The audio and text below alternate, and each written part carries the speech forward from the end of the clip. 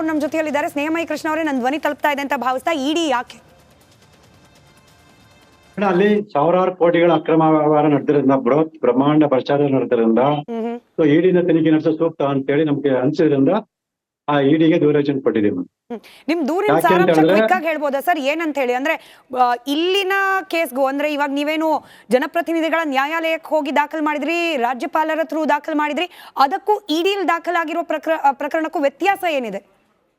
Madam, ಇಲ್ಲಿ ಅಪರಾಧ ಕೃತ್ಯಕ್ಕೆ ಸಂಬಂಧಪಟ್ಟಾಗೆ ತನಿಖೆ ನಡೆಯುತ್ತೆ.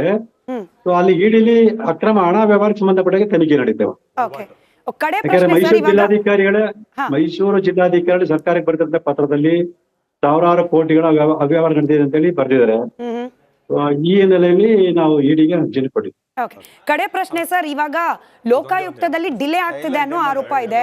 ಆದ್ರೆ ಇಡಿ ಬೇಗ ಸ್ವಿಫ್ಟ್ ಆಗಿ ನೀವು ಕಂಪ್ಲೇಂಟ್ ಕೊಟ್ರಿ ಸಂಜೆ ಒಳಗಡೆ ತೀರ್ಮಾನ ಅನ್ನೋ ಆರೋಪ ಕೂಡ ಇದೆ. ಇಲ್ಲೂ ಕೂಡ ಬಿಜೆಪಿ ಕೇಂದ್ರದಲ್ಲಿ ಇರೋದ್ರಿಂದ ಇಡಿ ಬೇಗ ತ್ವರಿತಗತಿಯಲ್ಲಿ ಆಕ್ಷನ್ ತಗೊಳ್ತಿದೆ ಅನ್ನೋ ಆರೋಪ. ಏನ್ ಹೇಳ್ತೀರಿ? ಖಂಡಿತ ಸುಳ್ಳು ಆರೋಪಗಳು. ಕಾನೂನು ಪ್ರಕಾರ ಹೇಗೆ ಕ್ರಮ ತಗೊಳ್ಬೇಕು ಅದೇ ರೀತಿ ತಗೊಳ್ತಾರೆ. ಲೋಕಾಯುಕ್ತ ಕೂಡ ತನಿಖೆನ ಪ್ರಾರಂಭ ಮಾಡಿದರೆ, ನನಗೆ ನೋಟಿಸ್ ಬೆಳಗ್ಗೆ 7:15 ವಿಚಾರಣೆ ಬರೀ ಕೇಳಿದ್ರೆ, ಹಾಗಾಗಿ ಎಲ್ಲಾ ದಾಖಲಾತಿಗಳನ್ನ ಮಾಹಿತಿಗಳನ್ನ ಪಡ್ಕೊಂಡು ಅವ್ರ ತನಿಖೆ ನಡೆಸೋದು ನಡೀತಾ ಇದಾರೆ. Right, thank you so much Snehamayi Krishna ಅವರೇ, ರಿಪಬ್ಲಿಕ್ ಕನ್ನಡದ ಜೊತೆ ಮಾತನಾಡಿದ್ದೀವಿ. ನನಗೆ ಒಂದೇ ನಿಮಿಷ ಸಮಯದಲ್ಲಿ ದೇವರಾಜ್ ಸರ್ ಇಂದ ಮಾಹಿತಿ ಬೇಕು. PMLA ಈ ಅಡಿಯಲ್ಲಿ ಕೇಸ್ ದಾಖಲು ಮಾಡ್ಲಿಕ್ಕೆ ಏನ್ ಸಾಕ್ಷ್ಯ ಇದೆ ಅಂತ ಹೇಳಿ. ಇಲ್ಲೇನಾಗುತ್ತೆ, ಸನ್ಮಾನ್ಯ ಸಿದ್ದರಾಮಯ್ಯವ್ರು ಮಾಡಿರ್ತಕ್ಕಂತಹ ಈ ಆರೋಪ ಇದೆ, ಅಕ್ರಮ ಏನಿದೆ, ಅದನ್ನ ಕೇಂದ್ರೀಕರಿಸಿ ಮೂಡಾದಲ್ಲಿ ಏನ್ ನಡೆಯುತ್ತೆ ಅಂತಾರೆ, ಸರಿಸುಮಾರು 5,000ದಿಂದ 8,000 ಕೋಟಿ ಹಗರಣ ನಡೆಯುತ್ತೆ. ಒಂದು ದಿವಸಕ್ಕೆ 868 ಹಕ್ಕುಪತ್ರಗಳು ಒಂದೇ ದಿವಸ ಬಿಡುಗಡೆ ಮಾಡ್ತಾರೆ. ಆಯ್ತಾ? ಅದಾದ್ಮೇಲೆ 66 ಸೈಟ್ ಒಬ್ಬ ವ್ಯಕ್ತಿ ಕುಟುಂಬ ಕೊಡ್ತಾರೆ ಸರ್. 4 ಜನ 66 ಸೈಟ್ಗಳನ್ನ ಒಂದು ವ್ಯಕ್ತಿ ಕೊಡ್ತಾರೆ. ಆಯ್ತಾ? ಅದಾದ್ಮೇಲೆ 4,863 ಸೈಟ್ಗಳನ್ನ ಅಕ್ರಮವಾಗಿ 1 ವರ್ಷದಲ್ಲಿ ಹಂಚಿಕೆ ಮಾಡ್ತಾರೆ.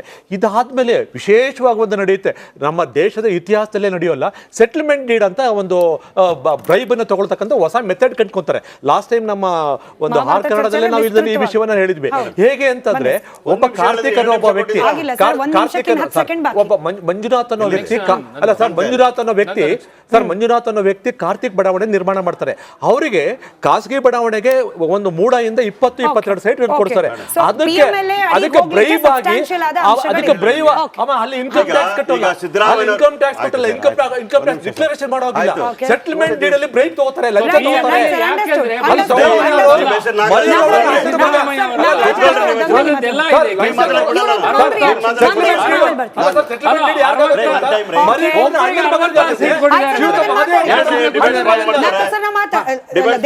ಮಾತಾಡಿದೀವಿ, ಅದನ್ನ ವಿಸ್ತೃತವಾಗಿ ನಮ್ಮ ವೀಕ್ಷಕರು ಈಗ 66 ಸೈಟ್ ಕೊಟ್ಟಿದ್ದಾರೆ ಅಂದ್ರೆ ಆ ವ್ಯಕ್ತಿ ನಿಮ್ಮ ಸರ್ಕಾರ ಯಾಕೆ ಸುಮ್ಮನೆ ಕೂತಿದೆ?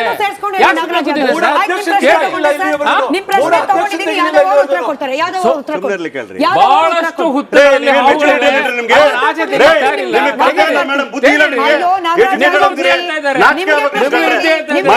ಈಗ PMLA ಯಾಕೆ ಬರಬೇಕು ಅಂತ ಹೇಳಿ ಮೂಡಾದಲ್ಲಿ ಇದು ದೊಡ್ಡ ಹುದ್ದೆಲ್ಲ ತೆಗಿಬೇಕಾಗುತ್ತೆ. ವೆರಿ ಮಚ್ ರಿಕ್ವೈರ್ಡ್ ಅಲ್ವಾ? ನೀವು ಒಪ್ಕೋತೀರಾ? ಖಂಡಿತ. ದೊಡ್ಡವರು ಹೇಳೋದನ್ನ ಕೇಳಬೇಕು. ಒಂದ್ ನಿಮಿಷ ಬರ್ತೀನಿ ಕೇಳಿ. ನೀವು ಕೇಳ್ತಾ ಇರ್ತಕ್ಕಂಥದ್ದು ಇದು ಇಡಿ ಯಾಕೆ ಎಂಟ್ರಿ ಆಯ್ತು ವಿಚಾರದಲ್ಲಿ. ಇದೇ ಮಾತುಗಳನ್ನ ನಾವು ನಾಗಪ್ರಸನ್ನ ಅವ್ರ ಮುಂದೆ ನಡೆದ ಸಂದರ್ಭದಲ್ಲಿ ಎಲ್ಲರೂ ಕೂಡ ಫೋಕಸ್ ಮಾಡಿದ್ದು 14 ಸೈಟ್ಗಳ ಬಗ್ಗೆ ಮಾತಾಡ್ತಾ ಇದ್ರು. ಆವತ್ತಿನ ದಿವಸನೇ ಇದನ್ನು ಕೂಡ ಚರ್ಚೆ ಆಗಬೇಕಾಯ್ತು. 5,000 ಕೋಟಿ ರೂಪಾಯಿ ಹಗರಣ ಆಗಿದೆ ಅಂತೇಳಿ ಎಲ್ಲಾದ್ರೂ ಕೂಡ ಆ ಜಡ್ಜ್ಮೆಂಟ್ ಅಲ್ಲಿ ಇದೆಯಾ? ಇವತ್ತು ಹೊಸದಾಗಿ ಯಾಕೆ ಉಟ್ಕೊಳ್ತದೆ ಮೂಡ ವಿಚಾರದಲ್ಲಿ? ಇದು ಯಾರ ಪ್ರೇರಣೆ? ಏನ್ ಇದರಲ್ಲಿ ಕೈವಾಡ ಇದೆ? ಯಾರ ಕೈವಾಡ ಇದೆ? ಒಂದ್ ನಿಮಿಷ, ಈಗ ಅವ್ರು ಕೇಳಿದ್ರಲ್ಲ, sir, what is this talking? We are talking about the court, what has given a decision. We are talking about CRPC ಆಗಿರ್ತಕ್ಕಂಥ FIR ವಿಚಾರ ಬಂದಾಗ 5,000 ಕೋಟಿ ರೂಪಾಯಿಗಳ 5,000 ಕೋಟಿ ಹಗರಣ ಆಗಿದೆ ಮಾತಾಡಿದ್ದಾರಾ? ಯಾರು ಬಾಯಿ ತೆಗೆದಿಲ್ಲ. ಸಿದ್ದರಾಮಯ್ಯ ಪರವಾದ ಲಾಯರ್ ಹೇಳಬೇಕಾಯ್ತು. ಸಿದ್ದರಾಮಯ್ಯ ಟಾರ್ಗೆಟ್ ಮಾಡ್ತಾ ಇದ್ದೀರಾ? ಮಾಡ್ತಾ ಇದ್ದೀರಾ? ಉಳಿದವರು ಎಲ್ಲ ಇದ್ದಾರೆ ತುಂಬಾ ಜನ, ಅವ್ರು ಹೇಳ್ಬೇಕಾಯ್ತು. ನಿಮ್ ಯಾಕೆ point ಹೇಳಿಲ್ಲ? ಅವ್ರಿಗೆ ಅರ್ಥ ಆಯ್ತು, ಅದನ್ನು ಅವ್ರು ಯಾಕೆ ಸೇರ್ಸ್ಕೊಳ್ಳಿ, ಹೇಳಿಲ್ಲ? ನಾಗರಾಜ್ ಯಾದವ್ಜಿ, ನಿಮ್ point ಅದನ್ನು ಯಾಕೆ ಸೇರ್ಸ್ಕೊಳ್ಳಿ. ಸಿಂಘ್ವಿ ಅವ್ರು ಯಾಕೆ ಹೇಳಿಲ್ಲ? ನೋಡ್ರಿ, ನಾವ್ ಏನ್ ಸಿಂಘ್ವಿ ಅವ್ರು ಯಾಕೆ ಹೇಳಿಲ್ಲ? ಅವ್ರು ಉತ್ತರ ಕೊಡ್ಲಿ, ಹೇಳ್ಬೋದಾಯ್ತಲ್ಲ? ಉತ್ತರ ಕೊಡ್ಲಿ ಸ್ವಲ್ಪ ಸರ್, ಕೇಳ್ಕೊಳ್ರಿ. ಸಿಂಘ್ವಿ ಅವರಾಗ್ಲಿ, ರವಿ ವರ್ಮ ಕುಮಾರ್ ಅವರಾಗ್ಲಿ, ನಮ್ ಯಾರೆಲ್ಲ ನಾಯಕರು ಏನ್ ಮಾತಾಡ್ಬೇಕಾದ್ರೆ ನಿಮ್ಮ ಅವಿವೇಕಗಳನ್ನ ಕೇಳ್ಕೊಂಡು ಮಾತಾಡೋ ಅವಶ್ಯಕತೆ ಇಲ್ಲ. 100% ಎಲ್ಲ ಇದೆ. ನಾನು ಇವತ್ತು ಹೇಳ್ತಾ ಇದೀನಿ ಕೇಳಿ, ನಮ್ಗೆ ವಿವೇಕ ಇದೆ, ಸಂವಿಧಾನ ಇದೆ. ನಾನು ಈ ಕೇಸ್ ಬಗ್ಗೆ ಮಾತಾಡ್ತಾ ಇದೀನಿ. ದೂರುದಾರರು ಹಂಗಾದ್ರೆ ಲೋಕಾಯುಕ್ತದ ಮುಂದೆ ಎಷ್ಟು ಕಂಪ್ಲೇಂಟ್ ಕೊಡ್ಬೇಕು, ಇಡಿ ಮುಂದೆ ಅದು ಅವ್ರಿಗೆ ಬಿಟ್ಟಿರೋ ವಿಚಾರ, ನಾನು ಅಲ್ವಾ? ಪ್ರಶ್ನೆ ಮಾಡ್ತಾ ಇಲ್ಲ. Same way, ನಾನು same way. ಅದ್ರ ಬಗ್ಗೆ ಬಿಡ್ತಾ ಇಲ್ಲ. ಅವರು ಇವತ್ತು ಈ ಸೆಲೆಕ್ಟೆಡ್ ಆಗಿ 14 ಸೈಟ್ಸ್ ಬಗ್ಗೆ ಮಾತಾಡಿರ್ಬೋದು, ಈಗ 5,000 ಕೋಟಿ ರೂಪಾಯಿ ಬಗ್ಗೆ ಮಾತಾಡ್ತಾ ಇರ್ಬೋದು. ಅವರು ತಪ್ಪೇನಿದೆ? ಬಿಟ್ಟಿರೋದು, ನಾನು ಅದನ್ನ ಪ್ರಶ್ನೆ ಮಾಡಲ್ಲ. ಅಷ್ಟೇ. ಅದು ಅವ್ರ ಹಕ್ಕು. ಅದು ಅವ್ರ ಹಕ್ಕಿರ್ತದೆ. ನಾನು ಕೇಳ್ತಾ ಇರ್ತಕ್ಕಂಥದ್ದು ಹೌದು. ಇವರು ಬಿಜೆಪಿ ಕರೆಕ್ಟ್ ಇದೆ, ಅದಕ್ಕೂ ಉತ್ತರ ಕೊಡಿ ನೀವು ನಾನು ಸೇರ್ಸ್ಕೊಂಡು. ಮಾತಾಡಿದ್ರೆ ಮಾತಾಡ್ಲಿಕ್ಕೆ ಹೇಳ್ರಿ. ಅದ್ನೂ ಇಲ್ಲ ಅಂದ್ರೆ ಅವ್ರು ಯಾರು ಸೇರ್ಸ್ಕೊಂಡು ನಿನ್ನ ಕಂಪ್ಲೇಂಟ್ ಮಾಡಕ್ ಬಿಡಲ್ಲ. ಅದ್ನೂ ಸೇರ್ಸ್ಕೊಂಡು ಉತ್ತರ ಕೊಡಿ ಯಾದವ್ಜಿ. ಯಾರು ಕೂತ್ಕೊಳ್ರಿ. ನಿಜ ಅಲ್ವಾ ಯಾದವ್ಜಿ? ನಿಜ ಅಲ್ವಾ? ಹೈಕೋರ್ಟ್ ಹೋಗಿದ್ದು ಸಿದ್ದರಾಮಯ್ಯ ಇವರು ರಾಜಭವನ್ಗೆ ಹೋಗಿ ರಾಜಕಾರಣ ಮಾಡ್ತಾರೆ, ಅದು ಸರಿ ಇಲ್ಲ ಅಂತೇಳಿ ಕೋರ್ಟ್ಗೆ ಹೋಗಿದ್ದೇವೆ. ಇವತ್ತು ಅದಾದ್ಮೇಲೆ ಕೇಳಿ, ಯಾರೋ ಮೂರು ಜನ ನಾಗರಿಕರು ಕಂಪ್ಲೇಂಟ್ ಕೊಡ್ತಾರೆ. ಯಾರೋ 3 ಜನ ನಾಗರಿಕರು ಕಂಪ್ಲೇಂಟ್ ಕೊಟ್ಟಾಗ ಇವ್ರೇನು ಇವ್ರು ಹುಟ್ಟಿದ ಮಗು ತರ ನಾಮಕರಣ ಮಾಡಿಕೊಟ್ಟಾರೆ. ಇವ್ರು ಮಾಡಲಿಲ್ಲ ಯಾವ್ದು ಹೋರಾಟ, ಯಾವ್ದು ನಡೆದಿಲ್ಲ, ರಾಜಕಾರಣ ಮಾಡ್ತಾರೆ. ಇಂಥ ಡೋಂಗಿ ಭ್ರಷ್ಟಾಚಾರದಲ್ಲಿ ಕೂತಿದ್ದಾರೆ.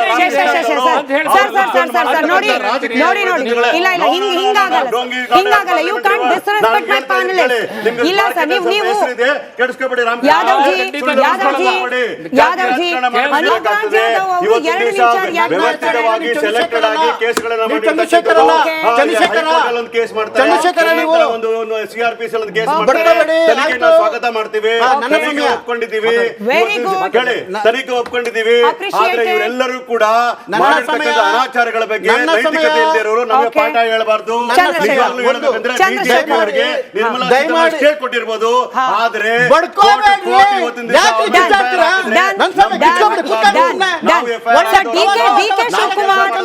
ಡಿಕೆ ಶಿವಕುಮಾರ್ ಅವರ ಯಾದವ್ಜಿ 1200 ರೆಡಿ ಇಟ್ಕೊಂಡಿದ್ದಾರೆ.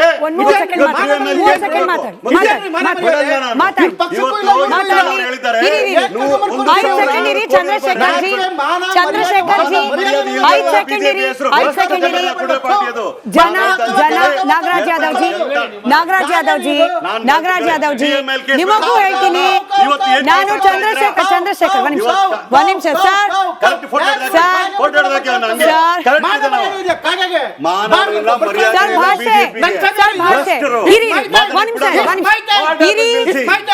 ನಿಮಗೆ ಸಮಯ ಕೊಡ್ತೀನಿ. ನಾಗರಾಜ್ ಯಾದವ್ಜಿ, ನಾನು ಚಂದ್ರಶೇಖರ್ ಅವ್ರಿಗೆ ಹೇಳಿದ ಮಾತನ್ನೇ ನಿಮಗೂ ಹೇಳ್ತೀನಿ. ನಿಮ್ಮದು ಕೂಡ ರಾಷ್ಟ್ರೀಯ ಪಕ್ಷ, ನೀವು ಮಾತನಾಡ್ತಿರೋದು ಪಕ್ಷದ ಪರವಾಗಿ. ನೀವು ಇಲ್ಲಿ ಮಾತನಾಡ್ಲಿಕ್ಕೆ ಅವಕಾಶ ಕೊಡ್ತಿದ್ರೆ ನಾನು ಅಬ್ಜೆಕ್ಟ್ ಮಾಡಿದ್ದೀನಿ. ಇವಾಗ ಮಾತಾಡ್ಬೇಕು, ವೈಂಡ್ ಅಪ್ ಮಾಡ್ಬೇಕು. ನಿಮ್ಮ ಪಕ್ಷದ ನಿಲುವು ಜನರಿಗೆ ಹೋಗ್ಬೇಕಾ ಬೇಡವಾ ಯಾದವ್ಜಿ? ಅಲ್ವಾ? Give 1 minute of time. ನಿಮಗೆ 2 ನಿಮಿಷ ಕೊಡ್ತಿದ್ದೀರಿ. 2 ನಿಮಿಷ ಕೊಡ್ತೀನಿ. ನಾನು ಕೊಡ್ಲಿಲ್ಲ ಅಂದ್ರೆ ಪ್ರೋಗ್ರಾಮ್ ಕ್ಯಾನ್ಸಲ್ ಮಾಡಲ್ಲ, ಬರ್ತೀನಿ. ನಾನು ಅದಕ್ಕೆ ನಿಮ್ಮ ಹತ್ರ ರಿಯಾಕ್ಷನ್ ಬೇಕು. We have the break. Yadavji ಚರ್ಚೆ ಮಾಡ್ಬೇಕಾ ಬೇಡ? ಚರ್ಚೆ ಬ್ರೇಕಿಂಗ್ ಹಾಕೊಳ್ಳಿ. 4ನೇ ಬ್ರೇಕಿಂಗ್ ಪ್ಲೇ. 4ನೇ ಬ್ರೇಕಿಂಗ್ ಆದ್ಮೇಲೆ 1 ನಿಮಿಷ ಚಂದ್ರಶೇಖರ್ ಅವರು, ಅದಾದ್ಮೇಲೆ ನಾಗರಾಜ್ ಯಾದವ್, ರಾಮಕೃಷ್ಣ ಸರ್ ಮಾತಾಡ್ತಾರೆ. ಬ್ರೇಕಿಂಗ್ ಹಾಕೊಳ್ಳಿ. ಆಡಳಿತ ವಿಪಕ್ಷ ನಾಯಕರ ಸುತ್ತ ಕೇಳಿಸ್ಕೊಳ್ಳಿ ಯಾದವ್ಜಿ, ಕೇಳಿಸ್ಕೊಳ್ಳಿ. ಆಡಳಿತ ವಿಪಕ್ಷ ನಾಯಕರ ಯಾದವ್ಜಿ ಕೇಳಿಸ್ಕೊಳ್ಳಿ. This is my show, at least allow me to speak. ಅದಕ್ಕೆ ನಿಮ್ ಉತ್ತರ ಬೇಕು. 2 ನಿಮಿಷ ಉತ್ತರ ಬೇಕು. 1 ನಿಮಿಷ ನೀವು ಸಹನೆಯಿಂದ ಕೂತ್ಕೋಬೇಕು. ಯತ್ನಾಳ್ ಅವರ ಹೇಳಿಕೆ ಇದೀಗ ಕಾಂಗ್ರೆಸ್ ಪಕ್ಷಕ್ಕೆ ಅಸ್ತ್ರವಾಗೋ ಸಾಧ್ಯತೆ. 1200 ಕೋಟಿ ಅಂತೆ. ಯಾದವ್ಜಿ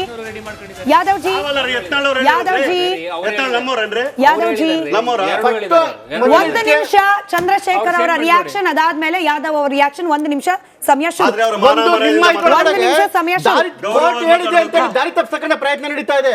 ಕೋರ್ಟ್ ಮುಂದೆ ಇದ್ದಿದ್ದಂತಹ ಪ್ರಶ್ನೆ ರಾಜ್ಯಪಾಲರು ಕೊಟ್ಟಂತ ಸ್ಯಾಕ್ಷನ್ ಸರಿ ಇದೆಯಾ, ರಾಜ್ಯಪಾಲರು ಹತ್ತಿರವಾಗಿ ನಿರ್ಧಾರ ತಗೊಂಡಿದ್ದಾರಾ, ಕ್ಯಾಬಿನೆಟ್ ಡಿಸಿಷನ್ ಒಪ್ಪದೇ ಇರೋದು ಸರಿ ಇದೆ ಅಂತೇಳಿ ಎಲ್ಲದಕ್ಕೂ ನಾಗಪ್ರಸನ್ನ ಅವರು ಕ್ಲಿಯರ್ ಆಗಿ ಹೇಳಿದ್ದಾರೆ. ರಾಜ್ಯಪಾಲರು ಕೊಟ್ಟಿರ್ತಕ್ಕಂಥ ಸ್ಯಾಕ್ಷನ್ ಸರಿ ಇದೆ, ನಿಜವಾಗ್ಲೂ ಕರೆಕ್ಟ್ ಆಗಿ ಡಿಸಿಷನ್ ತಗೊಂಡಿದ್ದಾರೆ. ಕ್ಯಾಬಿನೆಟ್ ಡಿಸಿಷನ್ ಒಪ್ಪಲೇಬೇಕು ಅಂತ ಏನು ಇಲ್ಲವೇ ಇದೆ ಇಲ್ಲ. ಸರ್, So 1200 ಕೋಟಿ ಹಾಗಾಗಿ ready ಆಗಿದೆ ಅಂತ ನಿಮ್ಮ ಪಕ್ಷದಲ್ಲಿ ಹೇಳಿದೆ, ಆ ವಿಚಾರದಲ್ಲಿ ಒಂದೇ ಆಗಿದ್ದು. 30 seconds ಅಲ್ಲಿ ಹೇಳ್ಬಿಡಿ. 1200 ಕೋಟಿ ಇವತ್ತು ಇದೇ ಉಟ್ಕೊಂಡು ಈ ಸಿದ್ದರಾಮಯ್ಯ ಕೆಳಗೆ ಇಳಿಸಲೇಬೇಕು ಅಂತ ಹೇಳಿ ನಾವೆಲ್ಲ ಒದ್ದಾಡ್ತಾ ಇರೋದು. ಸಿದ್ದರಾಮಯ್ಯ ಇದೇ ಪರಮೇಶ್ವರ್ ರೇ, ಅವರು, 1200 ಇದೇ ಕೋಟಿ ಡಿ ಕೆ ಶಿವಕುಮಾರ್ ಅವರು ಮೀಟಿಂಗ್ ಮಾಡಿ ಕೋಟಿ. ಮೀಟಿಂಗ್ ಮಾಡಿ 1200 ಕೋಟಿ ಎಲ್ಲಿದೆ? ಪ್ರಯತ್ನಗಳಾಗ್ತಾ ಅವ್ರ ಇದೆ. ರೇಟಿಂಗ್ ಕೊಡಿ. ಒಂದು ಸಾವಿರದ- ಎರಡನೇದು ಅವ್ರಿಗೆ ಅರ್ಥ ಆಗಲ್ಲ. ಇವತ್ತಾಗ್ಲೇ ಸಿದ್ದರಾಮಯ್ಯ ಅವರನ್ನ ಕೆಳಗಿಳಿಸೋದಕ್ಕೆ ಬೇರೆಯವರೆಲ್ಲ ಪ್ರಯತ್ನ ಮಾಡ್ತಿರೋದು. ಇವ್ರದೇ ಪಕ್ಷ ಕೋಟಿ ಎಲ್ಲಿಂದ ಬಂತು? ಸಮಯ ಆಯ್ತು. ಯಾದವ್. ನಾನು ಯಾರ ಮಾತಾಡೋ ತಲೆ ಕೆಡಿಸ್ಕೊಳ್ಳೋಣ ಅಂತ ಕೇಳಿ.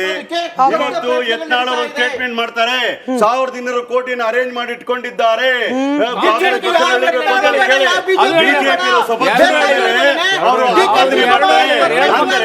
ಎಲ್ಲಿದೆ ಈ 1200 ಕೋಟಿ ರೂಪಾಯಿಗಳು?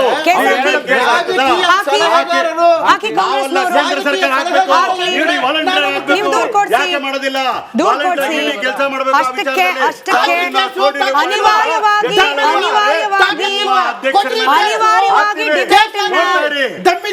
ನನಗೆ ಚರ್ಚೆಗೆ ಸಮಯ ಇದ್ದಿದ್ದು ಇವತ್ತಿಷ್ಟೇನೇನೆ.